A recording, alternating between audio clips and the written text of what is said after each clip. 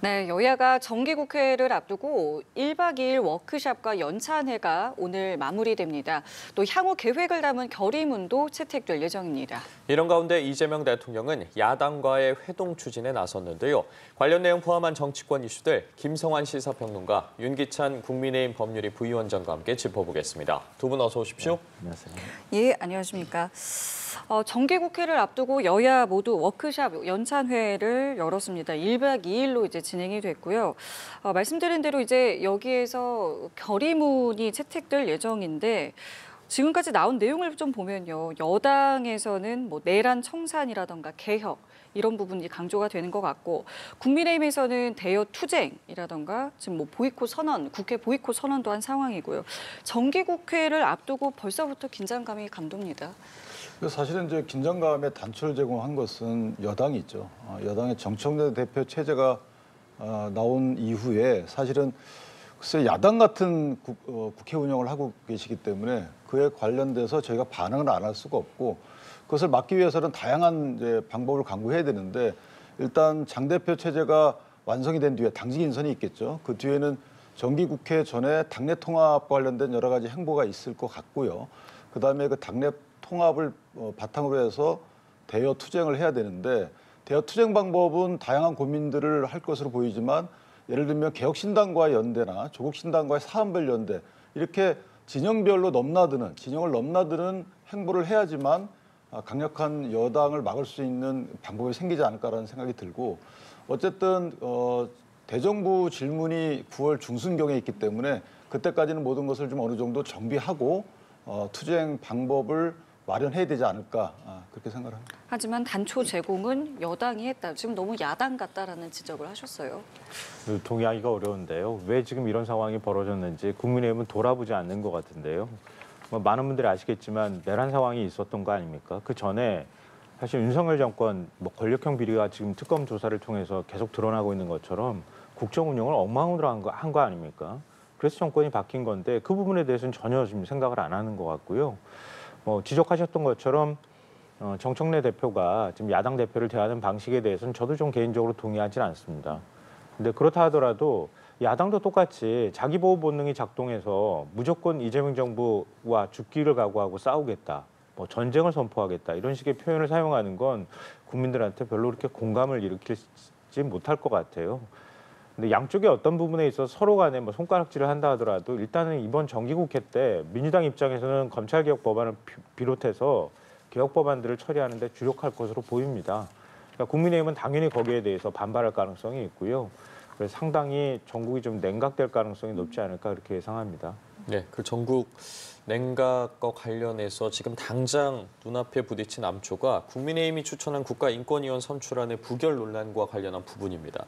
국민의힘에서 당장 이제 국회 보이콧을 선언하는 것을 두고 민주당이 자체 방학이냐라고 비꼬았습니다. 근데 이 부분은 사실 민주당이 좀 심한 건 맞아요. 예컨대 결격 사유가 없음에도 불구하고 각 여당이 2명, 야당이 2명 이렇게 상임위원을 추천하게 돼 있잖아요.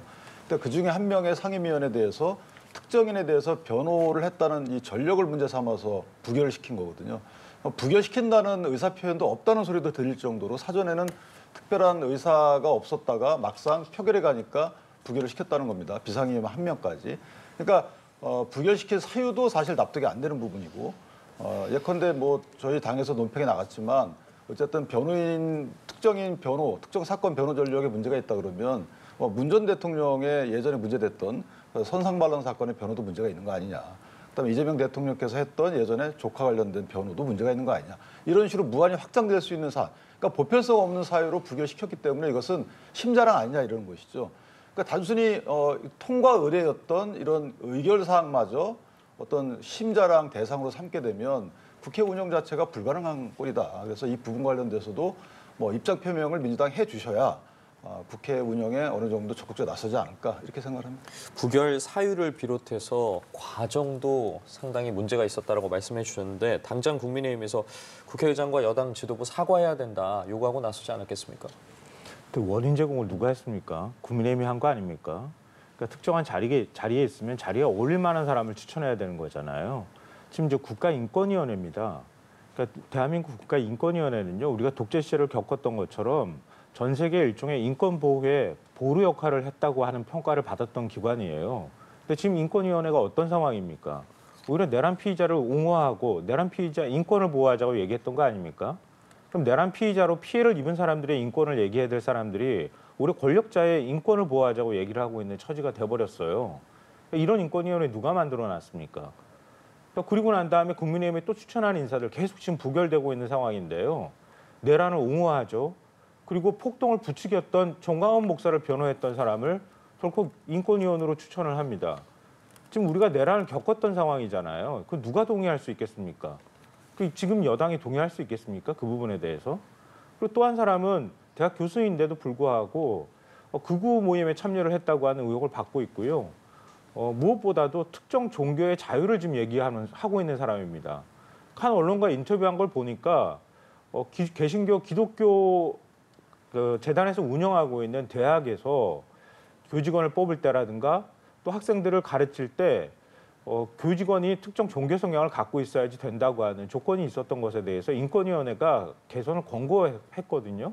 그 부분에 대해서 따르지 않아요. 근데 그 대학 소속에 있는 사람입니다. 그러면서 종교의 자유를 외치는 거예요. 그러면 인권이라고 하는 게 특정 종교의 자유가 그 인권입니까? 그러면은 그 인권을 통해 가지고 자신들이 얘기하는 인권을 통해서 오히려 피해를 보는 사람들은 왜 생각 안 합니까? 그 학생들은 특정 종교 수업을 받아야 된다고 하는 강압적인 상황에 놓일 수밖에 없는 거잖아요. 근데 이런 사람들을 어떻게 인권위원으로 추천을 합니까? 내가 들어가 가지고 그 개신교의 종교의 자유를 만들어내겠다고 얘기를 해버리면 그러면 다른 종교는 어떻게 되는 겁니까? 그러니까 국가인권위원으로 맞지 않은 사람들이 자꾸 추천해놓고 난 다음에 부결됐다고 오히려 반발하고 국회 보이콧을 하면 국민들한테 동의를 얻지도 못할 뿐만 아니라 국가인권위원회의 어떤 위상이라든가 아니면 기능조차도 정지시키는 역할을 할 것이다. 그러니까 애초부터 국민의힘은 국가인권위원회를 통해서 국민들의 인권을 신장하고 보호하겠다는 뜻이 있는 것이 아니라 특정한 목적을 가지고 인권위원회를 추천하고 있다고밖에 볼 수가 없어요. 근데 제가 배고파서 오늘 반론을 안 하려고 했는데 사실 이제 각 정당이 그렇게 자체적으로 어떤 선별 기준을 갖고 추천을 했으면 존중을 해줘야 되는 게 맞고, 물론 평론가님 말씀처럼 부당하게 보일 여지가 있을 수 있죠. 부적절하다 이렇게 평가는 할 수 있지만 부결시키는 건 좀 문제가 있다라는 생각을 해요. 왜냐하면 결격사유라는 걸 별도로 해놨잖아요. 그러니까 결격사유에 해당하지 않으면 어느 정도 재량 범위 내이고 그 재량 범위 내에서 선택한 사람들에 대한 정치적인 평가는 정당이 지는 거기 때문에 그 정도 시스템으로 소화하는 게 맞지 않나라는 생각이 듭니다. 예컨대 무죄를 받지 않는 한 그러면 특정 범죄 사건들을 변호했던 변호사들은 국가기관에 못 가는 꼴이 되는 거예요. 지금 국가기관에 많이 가 있는 이재명 대통령을 변호했던 분들 사실 그 범죄 유형별로 보면 전부 다 비난 가능성 있는 범죄들 아니겠어요? 그러니까 무죄 받지 않는 한 그런 변호를 했던 분들을 어떻게 국가에 공직을 맡길 수 있느냐 이런 비판으로 비약될 수 있기 때문에 실제 이 부분은 조금 자중해야 된다 개인적으로. 그러니까 변호사가 변호를 했다는 이유로 제가 지금 잘못됐다고 얘기하는 게 아니잖아요. 왜 정광훈 목사냐는 얘기를 하는 거잖아요. 내란을 옹호하고 폭동을 부추겼던 당사자예요. 그런 사람을 어떻게 인권위원으로 추천을 합니까? 그러니까 그것 자체가 잘못됐다고 말씀드리는 거고요. 그렇게 만약에 국민의힘이 야당목 추천을 존중해야 된다고 얘기하면 윤석열 정권 시절에는 왜 그렇게 했는지 묻고 싶어요. 그때도 사사건건 야당이 추천한 인사들에 대해서 비토하고 임명하지 않았던 거 아닙니까? 근데 지금에 와서 우리가 추천한 인사들 존중해라, 무조건 받아들여라 이렇게 얘기하는 거란 말이에요. 그럼 국회 선출 절차는 뭐하러 둡니까? 국회에서 다수의 의원들의 동의를 얻도록 돼 있는 거 아닙니까, 법에. 근데 그것조차 무시하려고 하는 것은 그건 맞지 않은 행동이다라고 보고요. 그러니까 과거에 헌법재판관 임명 때나 이럴 때 똑같은 논란이 지금 재현되는 것 같아서 좀 답답한데요. 그러니까 국민의힘도 인권위원이면 물론 국민의힘에 어느 정도 성향에 맞는 사람들을 추천하는 게 어쩌면 당연해 보이기는 하겠지만 최소한 국가인권위원으로서의 자격을 갖춘 사람들을 추천했으면 좋겠어요. 알겠습니다. 주제를 좀 바꿔보겠습니다. 이재명 대통령이 순방을 마치고 돌아와서 장동혁 대표를 비롯해서 여야 대표와의 만남을 이제 추진했다라는 보도가 계속 나오고 있는데 오늘 임시국무회의에서도 직접 언급을 했습니다. 순방 성과를 설명하는 자리를 여야에게 조속히 마련을 하겠다라는 이제 뜻을 밝혔는데 돌아오자마자 이제 순방 성과를 여야 이제 대표들에게 말을 하겠다는 의지를 계속 좀 보이고 있습니다. 이 배경 좀 어떻게 보고 계세요? 일단 대통령 입장에서 보면 이제 순방 이후에는 보통 여야 대표와 함께 그 설명하는 자리를 갖곤 하죠. 그 부분은 자연스러운데 문제는 지금과 같은 이 정국에서는 조금 더 전향적인 입장을 대통령께서 보여줘야 된다. 지금 여야 관계가 어느 국회보다도 강직돼 있고 실제로 서로 악수마저 하지 않는 사안이잖아요. 이런 사안에서 대통령이 사전 어떤 조치 없이 여야 대표들 모아서 본인의 설명만 하고 끝나는 자리다. 그럴 바에는 오히려 저는 개인적으로 국민 기자간담회 등을 통해서 국민들의 불확실성에 대해서 걱정하는 부분이 많이 있잖아요. 이 부분은 이렇고 저 부분은 저렇다. 어느 정도 뭐 문서화되진 않았지만 이 정도의 성과가 있다는 점을 국민께 설명을 하고 정치권과 관련돼서는 조금 시간을 갖고 하는 부분도 나쁘진 않아요. 말씀하신 전향적인 것들은 어떤 예컨대 이런 거랍니까? 거죠. 국민의힘 입장에서 보면 이전에 대통령 당선되신 6월 22일인가요? 그때도 비상대책위원장과 같이 갔단 말이에요. 여야 모였잖아요. 예. 그때 저희가 요구했던 부분이 김민석 당시 총리 후보자 지명 철회해 주십시오. 이렇게 요구를 했었고 그다음에 법사위원장을 돌려주십시오. 저희가 뭐 민주당은 아예 그 말 자체가 안 되니까 대통령에게 그런 얘기를 했는데도 불구하고 그거 국회일이다 이렇게 얘기했단 말이에요. 그럼 대통령과의 관계에서 야당이 할 수 있는 일이 뭐가 있습니까? 없거든요. 그렇다면 원팀을 강조했던 이재명 대통령의 기조하에서 그 원팀의 정신을 살려서 여당에게 일정 부분 전향적인 입장을 취하도록 해 주시던가 그다음에 야당이 요구하는 것 중에 단 하나라도 들어주시는 정도의 사전 의견 조율 하에 만남을 가져야 되는 것이지 그냥 뭐 방미 성과 설명 자리에 덜렁 참석하는 것은 의미가 없다라는 생각이 들고 마지막으로 저는 개인적으로 이재명 대통령께서 정청래 대표와의 단독 회담, 단독 미팅에 오히려 부담을 느끼기 때문에 야당 장 대표를 뭐 들러리 삼아서 이런 자리를 마련하는 게 아닌가 이런 식의 생각도 들어요. 왜냐하면 지난번에 대통령과의 그 정청래 대표의 미팅 이후에 사실 그 검찰 개혁 관련해서도 본인의 의견을 관철시켰다 이런 정도의 당원한테 메시지를 냈잖아요, 국민께. 그런 자리가 대통령께서 상당히 부담스러웠을 것 같아요. 그렇다면 의제 조율이나 이런 부분과 관련돼서도 훨씬 더 그 세 분이 함께 자리하는 게 편하거든요. 그런 취지로 보일 수 있는 여지도 있기 때문에 조금 더 실질적인 야당이 원하는 한두 가지라도 들어주시는 그런 정도의 자리는 돼야 된다 이렇게 생각합니다. 답변 듣기 전에 지금 장동혁 신임 대표 같은 경우에도 아직은 확실한 입장을 내놓지 않고 있는데요. 목소리 함께 들어보시고 대답 이어가겠습니다. 여러 사람이 모여 앉아서 식사하고 덕담을 나누는 그런 영수회담이라면 저는 영수회담이라고 생각하지 않습니다. 그러니까 좀 구체화가 되면 만나겠다. 근데 이제 일각 이제 보도에서는 이게 1대1을 좀 원하는 거 아니냐 이런 분석도 좀 나오고 있는데 어떻게 생각하세요? 이거 이 정도까지도 대통령실에서 제안을 할 것 같으십니까? 글쎄요. 그러니까 지금 과거에도 그런 일들이 많이 있었잖아요. 그러니까 여러 정당의 대표들을 한꺼번에 만나는 자리를 제1야당 입장에서는 가급적 피하려고 하잖아요. 대통령과 1대1 만남을 원하는 경우가 굉장히 많았기 때문에 뭐 그런 의도를 갖고 있을 수도 있다고 생각해요. 근데 지금 뭐 아까 법사위원장 말씀하셨던 것처럼 대통령한테 법사위원장 자리 주십시오 하면은 대통령이 줘버리면 그 대통령이 여당을 좌지우지한다는 얘기고 국회 입법권을 오히려 훼손하는 게 되는 거잖아요. 그러니까 그 국회 권한을 대통령이 좌지우지할 수 있다고 하는 사고방식은 과거에 재왕적 대통령 때나 그리고 재왕적 총재 때나 가능한 얘기인데 그거를 들어줘야 한다고 하면 어느 대통령이 그렇게 하십시오 이렇게 얘기하겠습니까? 그건 말이 안 된다고 보고요. 그러니까 저는 그 국민의힘 입장에서도 상당히 부담스러울 거라고 생각해요. 왜냐하면 뭐 이재명 대통령의 그 한일 한미 정상회담이었기 때문에 물론 이재명 대통령도 굉장히 부담스러운 자리를 이미 이제 그 일종의 무난하게 통과한 거잖아요. 그러니까 성공적으로 마쳤다고 해도 과언이 아닌데요. 국민의힘은 그 무엇보다도 한미 관계를 중시하잖아요. 특히 트럼프 대통령의 뭐랄까요, 국제 정세를 막 좌지우지하는 이런 형태들이 나타나고 있기 때문에 경제나 안보 이런 면에서 굉장히 좀 위중한 상황이에요. 그러면 트럼프 대통령하고 정상회담 하고 다시 되돌아온 대통령이 그 관련돼 있는 내용, 국민들한테 다 공개하지 못하는 내용까지 야당 대표하고 공유하겠다. 이렇게 하는 걸 거부를 해버리면 국민의힘이 그동안에 그렇게까지 얘기하던 한미 동맹이나 이런 부분에 있어서 오히려 소홀히 하는 결과로 이어질 수 있잖아요. 그러니까 다른 거는 몰라도 물론 물밑에서는 여러 조건이나 제안들을 할 수 있다고 저는 생각하거든요. 그렇다 하더라도 최소한 한미 정상회담 마치고 돌아와서 설명을 듣는 자리라고 하면 그런 자리는 응해 주는 게 맞다. 그리고 싸울 땐 또 싸워야 되는 거 아닙니까? 근데 애초부터 그걸 안 만나겠다고 하면은 국민의힘이 원하는 한미 정상회담은 뭡니까 도대체? 한미 동맹 관계는 어떤 겁니까? 국민의힘 혼자 풀 수가 없는 거 아니에요?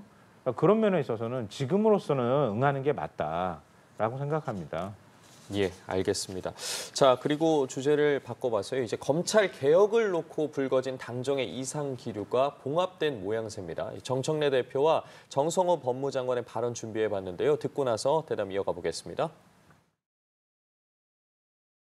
이 개혁의 작업은 한치의 오차 없이 흔들림 없이 그리고 불협화음 없이 우리가 해야 될 완수해야 될 시대적 과제입니다. 내가 주장하는 게 아니고 이러저러한 의견이 있다라는 걸 전달한 것뿐이지 뭐. 하여튼 당에서 의원님들이 다 폭넓게 의견 수렴해서 잘할 걸로 보고 있습니다.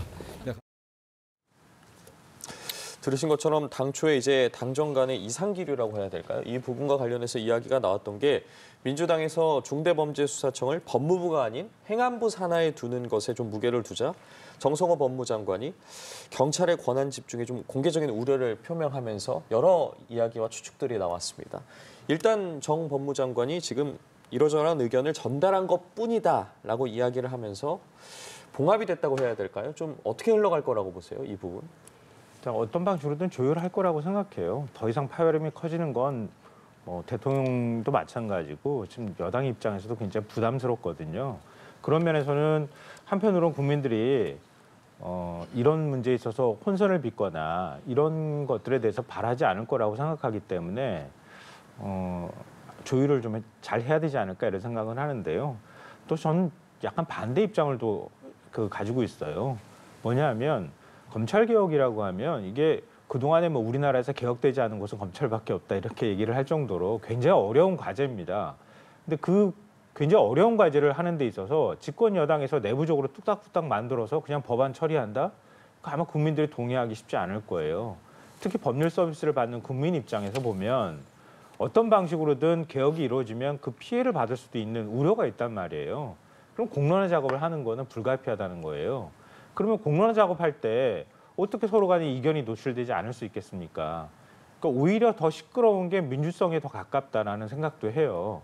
그러니까 민주당에서 추진하고자 하는 방향들이 있을 거고 법무부는 또 법무부 장관으로서의 어떤 위치에서 요구해야 될 부분들이 있단 말이에요. 근데 그런 논쟁들이 전혀 없이 그냥 가는 게 오히려 더 저는 어색하다고 생각하거든요. 그러니까 여러 가지 안을 내놓고 다 설득력이 저는 있다고 봐요. 그럼 그런 것들을 내놓고 난 다음에 토론도 하고 국민들이 거기에 대해서 어느 쪽을 더 선호하는지 거기에 따라서 부작용은 나타날 수 있는지 없는지 이런 것들을 점검해가는 과정이라고 하면 전 좀 시끄러워도 된다. 그런 시끄러움은 오히려 더 국민들을 위해서 도움이 된다라고 생각합니다.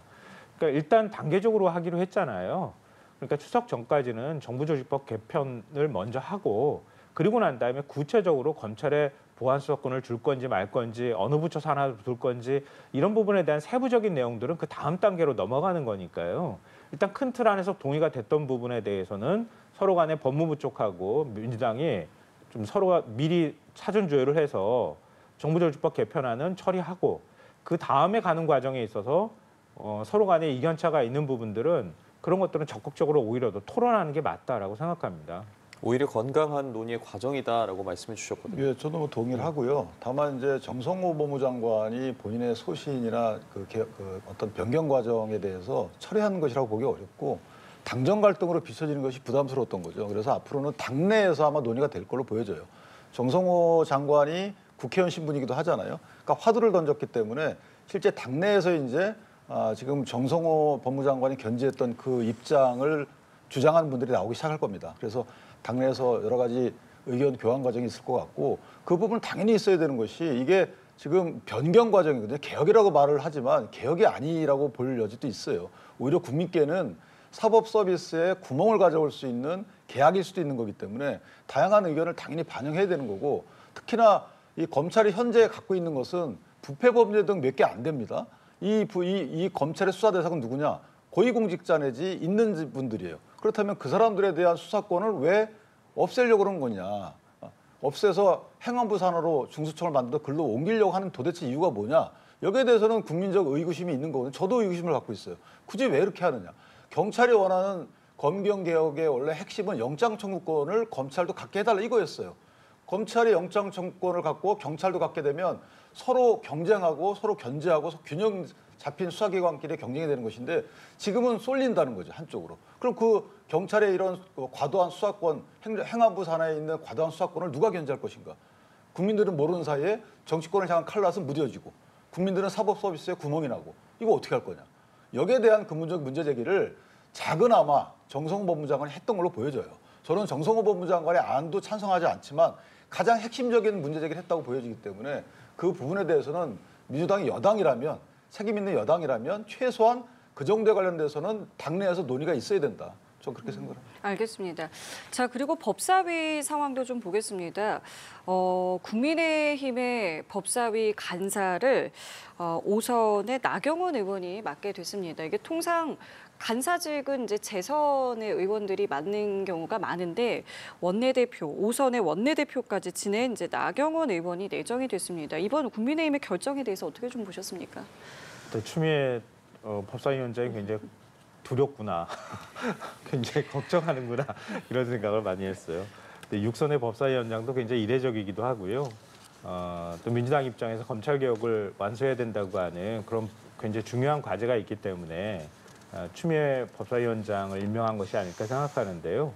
근데 사실은 원래 당내에서도 고민이 있었던 것으로 알아요. 그러니까 추미애 의원이 먼저 나서서 법사위원장 맡겠다고 얘기했던 건 아니라고 제가 알고 있거든요. 그러니까 여러 의원들한테 제안도 있었고 그렇게 하다가 당대표가 어찌 보면 요청을 해서 법사위원장을 받아들인 것으로 알고 있어요. 그러니까 그런 면에서 추미애 의원도 법사위원장으로서 회의 진행을 할 때라든가 또 개혁 법안들을 통과할 때 이전처럼 강경한 모습을 보일 수는 있겠지만 그렇다 하더라도 국민들이 다 보는 자리이기 때문에 법사위를 운영하는 데 있어서 굉장히 신중을 기할 거라고 생각하고요. 국민의힘 입장에서는 추미애 카드에 맞설 수 있는 의원이 누가 될까 굉장히 고민이 많았을 것 같아요. 근데 나경원 의원 입장에서는 사실은 우리가 그 계엄 탄핵 상황을 겪을 때 굉장히 좀 뭐랄까 이전보다는 훨씬 강경한 목소리를 내왔잖아요. 오히려 극우에 가깝다고 할 정도의 윤어게인 목소리를 내왔던 입장이기 때문에 그런 부분에 있어서 굉장히 정치적으로 부담이 됐을 겁니다. 그래서 이 야당이 오히려 이런 법안에 그 검찰개혁 법안에 저항하는 모습들을 대표하는 인물이 됐을 때 본인 스스로도 정치적 위상이 좀 올라가는 측면도 있을 거고요.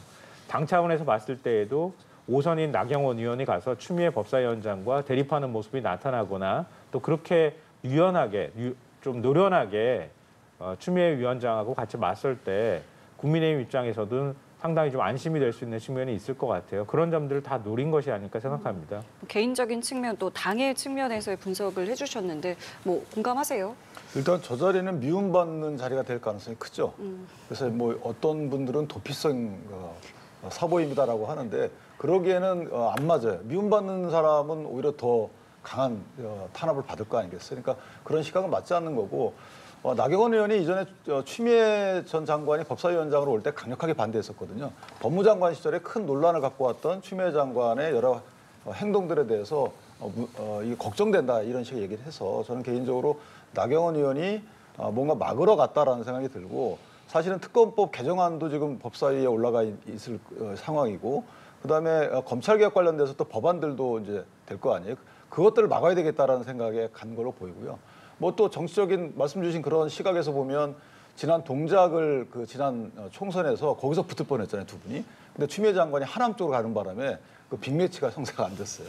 아마 법사위에서 빅매치가 성사가 되는 건데 그런 이제 호사가들의 어떤 관전평보다도 각 법안이 주는 국민께 피해 주는 이 부분을 좀 막기 위해서 간 것이 아닌가 이렇게 생각합니다. 알겠습니다. 끝으로 특검 관련 수사 상황 두 분과 짚어볼 텐데요. 김건희 특검팀이 권성동 의원을 상대로 구속영장을 청구했습니다.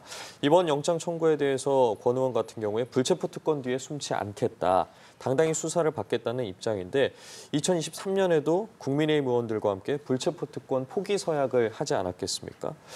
만약에 영장이 이제 발부가 된다고 했을 때 그대로 좀 응하게 될지도 궁금합니다. 상황 어떻게 흘러갈 거라고 보세요? 발부가 되면 예. 이제 사실 발부 이전에 국회에서 처리 절차를 예. 거치게 됐죠. 근데 발부가 된다 그러면 뭐 그대로 집행이 되는 거고 다만 이제 권성동 의원의 경우에는 수사에 성실히 임했고요. 그러니까 혐의 여부에 대해서는 잘 모르겠습니다. 여러 가지 언론을 통해서 나오는 거 보면 혐의가 없다고 보기도 어렵고 그렇다고 완벽히 입증됐다고 보기도 어려운 좀 애매한 상황 같습니다. 그런데 도주 우려와 증거인멸의 우려가 있는가에 대한 이제 포커싱이 되는 것 같고요. 또 하나는 이번 김건희 특검이 과연 이 수사를 할 수 있는 권한이 있는가에 문제가 있어요. 지금 권성동 의원의 이런 뭐 수사 중에 인지한 사건 범위에 포함될 수 있는지 여부. 그래서 민주당도 이게 문제의식을 느꼈기 때문에 고발장을 낸 거잖아요. 특검에 고발장을 낸 이례적인 상황을 연출했단 말이에요. 권성동 의원에 대해서. 따라서 이 말은 뭐냐면 특검 영장실질심사 과정에서 특검이 할 수 있는 수사 범위에 해당하는지 여부도 강력한 쟁점일 것이고 두 번째는 혐의 소명 여부와 상관없이 방어권 보장을 하지 않을 만큼의 증거인멸 우려나 도주 우려 등 이게 구속수사 필요성이 있는지 이게 쟁점이 될 거기 때문에 저는 개인적으로 발부 가능성은 상대적으로 좀 낮지 않나 이렇게 평가합니다. 예. 또 불체포 특권 포기한다고 포기할 수 있는 겁니까? 그렇지 않잖아요. 그러니까 이전에 많이 논란이 됐던 거고요. 그러니까 나는 포기하겠습니다라고 해서 국회 표결 절차를 안 거쳐도 되는 건 아니란 말이에요. 그러니까 법상으로 거치도록 돼 있기 때문에 표결을 할 거예요. 그러니까 권성동 의원이 그걸 잘 알고 지금 얘기하는 거라고 저는 생각하고요. 오히려 민주당이 거기에 대해서 부결시킬 것이냐 가결시킬 것이냐 이 딜레마에 빠질 수도 있다. 이런 점까지 좀 노리고 저렇게 발언한 것이라고 보고요. 그리고 구속영장 발부 가능성은 저는 굉장히 높다고 보는데요. 혐의가 너무 구체적입니다. 지금 뭐 보도에 따르면은 돈을 줬을 때 돈 찍은 그 상자까지 다 사진으로 지금 확보를 했다는 거 아닙니까? 근데 그걸 어떻게 부인할 수 있겠습니까? 본인은 아니라고 얘기를 하고 마치 뭐 정치 탄압하는 것처럼 이렇게 주장하고는 있지만 이게 억지로 없는 죄를 만들었다고 보기에는 너무 혐의가 구체적이고요. 권성동 의원이 부인하기도 굉장히 어렵고 그리고 돈을 준 당사자가 가지고 있는 증거가 굉장히 많습니다. 그걸 특검이 다 확보한 것 같거든요. 그러니까 본인 입장에서는 사실 구속영장이 기각되는 것을 바란다면 이런 부분에 있어서 자신의 처신이라든가 이런 거, 불체포 특권을 내려놓겠다고 한다거나 이런 태도가 오히려 나중에 가가지고는 영장 입사할 때 오히려 더 도움이 될 거라는 판단을 하고 제가 던진 거라고 보고요. 그렇다 하더라도 혐의 내용이 중대하고 그러니까 금품을 받은 거니까요. 그리고 사실 대선하고도 직결되는 문제이기 때문에 영장전담 판사가 봤을 때 뭐 도주 우려까지는 아니더라도 윤영호 전 본부장하고 차명폰으로 통화했다고 하는 사실이 드러난 것처럼 증거를 인멸하거나 아니면 말 맞추기를 시도했다는 것이 굉장히 불리하게 작용할 가능성이 높아서 구속영장이 발부될 가능성이 매우 높다고 생각합니다. 알겠습니다. 오늘 두 분 말씀은 여기까지 함께하겠습니다. 지금까지 김성환 시사평론가, 윤기찬 국민의힘 법률위 부위원장과 함께했습니다. 두 분 감사합니다. 고맙습니다.